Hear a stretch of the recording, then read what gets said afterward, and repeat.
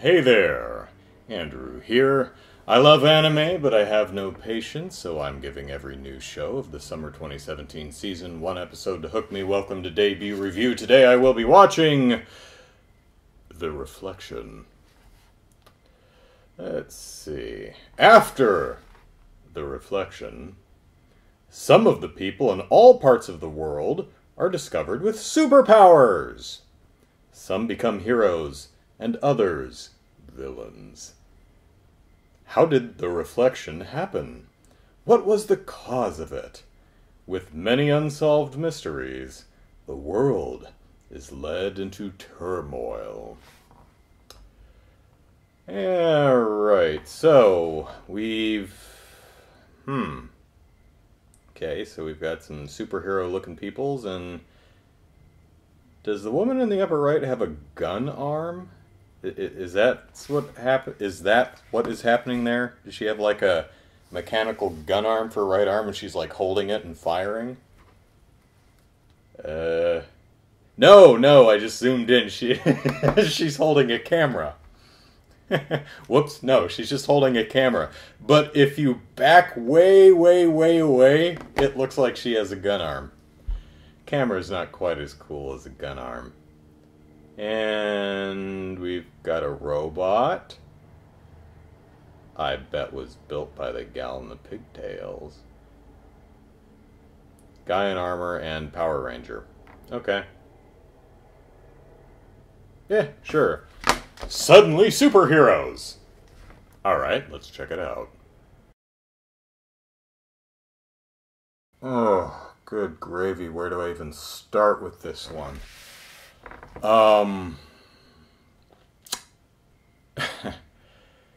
Yeah. Alright, well, I think probably the best place to start is with its visuals, its aesthetic sense. It has a very unique look. It's very simple art, intentionally simple art. So simple, in fact, that like if you see a computer keyboard, they didn't take the time to draw all the keys. They drew a few squares and then just kind of trailed off and called it a day. If any character is far enough away from the camera so that you can see their full body head to toe, their faces are just completely blank. There's no features. It's also very limited color palette, and there's really no texture to anything. Everything's pretty much flat colored. I think the idea is to give it a very four-color comic look. I don't really have a problem with the style. It's fine. Maybe not the most attractive thing in the world, but it is unique, and I always appreciate in the world of, you know, samey ain't looking anime, it's nice to see something with a fresh look. So, the problem with this show is it's unbelievably boring. This was a tough sit for me. I actually stopped at about 11 minutes in and did the dishes, because I just had to stop and get up and take a break because it's so boring. It's also really poorly constructed and told, which is a shame because it's not like there isn't anything to like in this. I mean, it's got superheroes and supervillains with various superpowers, many of which are very cool. So we start in Japan, and there's a bunch of kids hanging out on a bridge, playing on their phones, and they're like, "Oh my gosh! Is this really happening? In America!" And that's the last we see of Japan, at least in episode 1. And it scoots over to New York, where there's a pitched battle between some guy in knight-looking armor, the guy on the bottom right, fighting a, well, man-bat, and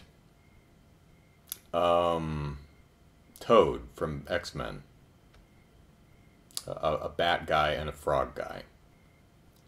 So they're flying throughout the city and wailing on each other. And there's this really odd effect going on where as they fly past buildings, you know, action lines in anime, you know, or speed lines, when they go really fast and the background blurs out into color and does the streaks.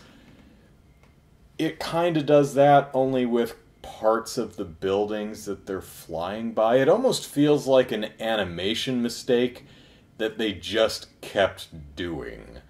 It's like, it looks like they fly past the buildings and the buildings are kind of falling apart. Maybe because they're flying so fast that the shockwave from their ultrasonic speed is destroying the buildings. But as the buildings crumble away, it reveals like a blue background with speed lines. It's the weirdest damn thing. It's just confusing. I sit there watching that, I'm like, what is that supposed to be? What am I supposed to take away from that? I don't know. So they end up fighting in Times Square, which has, you know, the Jumbotron and all the electronic billboard stuffs, which is apparently the 3rd anniversary of something. Well, come to think of it, it's probably The Reflection, which we learn, well, I guess from the synopsis, but also at the very end of the episode, you learn that the reflection happened 3 years ago. The Earth was enveloped in a spooky green light, and some people were affected and some were not.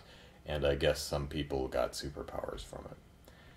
So all the electronic billboards in Times Square have American flags waving on them.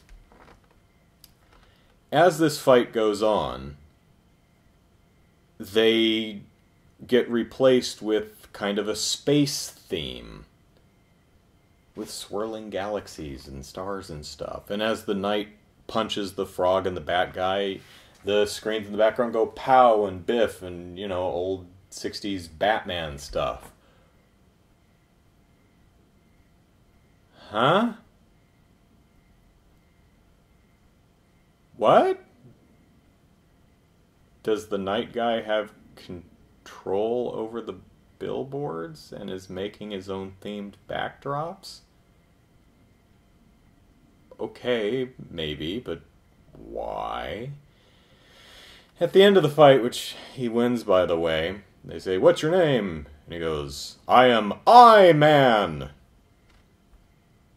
And it appears on the billboard behind him, so I guess he has control of him, and so he made his own background. Of course, the scene where he makes that custom space background, the last shot of that scene has American flags on it, so animation mistake. During the battle, he flies into a building, and some office worker is there, and he shields her from harm. And then Toad grabs him with his tongue and flings him around. The guy just grabs onto this poor woman, and I'm like, let go of her. I mean, it's nice that you shielded her from the first attack, but you can totally let go now. You're just putting her in more harm's way. And then he falls out of the building with her, and then he chucks her back up into the building, and she lands okay, so she's fine. We never see her again. Okay. Meanwhile, the Power Rangers looking dude in the upper left is fighting Mysterio. And the photographer in the upper right is taking pictures of them, because I guess she's a freelance journalist or something. And then some guy in a hood sneaks up behind her, and he has glowing purple tentacles that he can emit from his sleeves. And he wraps her up, and he says, "Scream! Scream! Wahaha!" And she teleports away. Okay, so she's a teleporter. Cool. So, the Power Ranger beats Mysterio, and then he beats the guy with the tentacles, and then a fire dude shows up, and then the FBI or some company that I forget, they just stop. And this is about the point where I paused and went to do the dishes. This is 11 minutes into the show. We have no idea what's going on. We have no characters. No one's been named. It's so boring. It's just a bunch of superheroes kind of fighting. we don't know who's the bad. Well, I mean, we can assume the night guy is the good guy, and the frog and the bat are the bad guy because they're less attractive, and that's usually how these things are coded in comics. The prettier you are, the better you are. The uglier you are, the more villainous. Sure. So this seems to be the first time anyone is aware of superheroes and supervillains, because everyone's like, oh my gosh! But the reflection happened 3 years ago, which I didn't know at this point. So I thought, like, the reflection just happened, and I was wondering, did the reflection give them super suits? No, I guess not. We learn later that it's been 3 years, so what have they been doing for 3 years? The public doesn't seem to know about them, but there's an organization that's higher than the FBI that refers to the Pokemon Power Rangers guy as a freelancer. So they scoop up all the baddies and put them in the back of a paddy wagon, and then some supervillain with,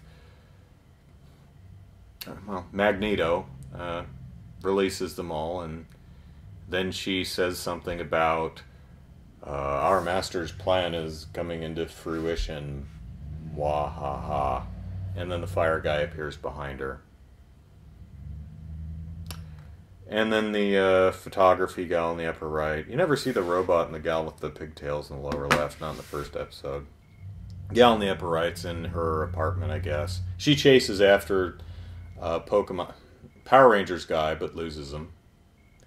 And she's running down the street after him. I'm like, you can teleport, just teleport. And then she eventually does start zipping across the street. Maybe she has very limited range or something, I don't know. So she's in her apartment watching the news, which is where we finally learn that the reflection happened 3 years ago, and some people had side effects, but they don't seem to know what they are and don't seem to realize that they're superpowers. They're kind of guessing that the stuff we saw today with superheroes and supervillains are the reflected. And so she turns around and Power Rangers dude is standing in her doorway and says, "Did I do something to make you mad?" And that's where the episode ends.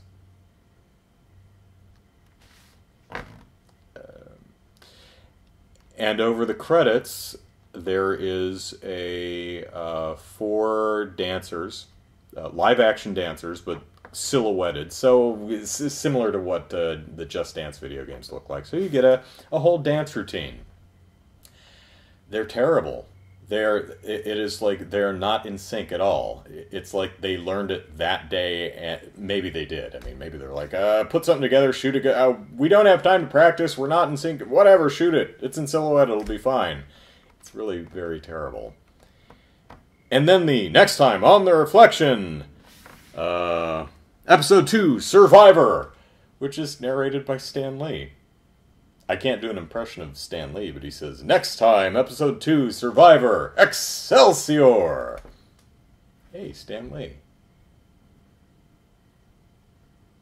This show sucks. Yeah, sorry. I don't like saying mean things, but this was incredibly boring to me. If you go a full 25 minutes without getting any of your characters' names, you're probably doing something wrong. This was boring. I mean, it's kind of like if I just grabbed my action figures and just sat here at the desk and kind of slammed them together for 25 minutes, it might be kind of amusing for a moment to see a 37-year-old guy, slamming toys together. But could you really watch it and be entertained and be engrossed by the characters in the story, none of which I actually detailed to you, for 25 solid minutes? Probably not. So,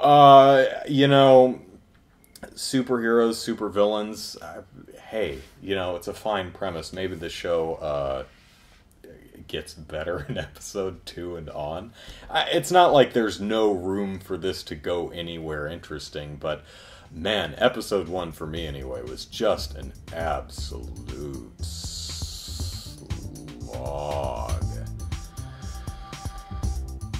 Oh well. Better luck next time. Bye.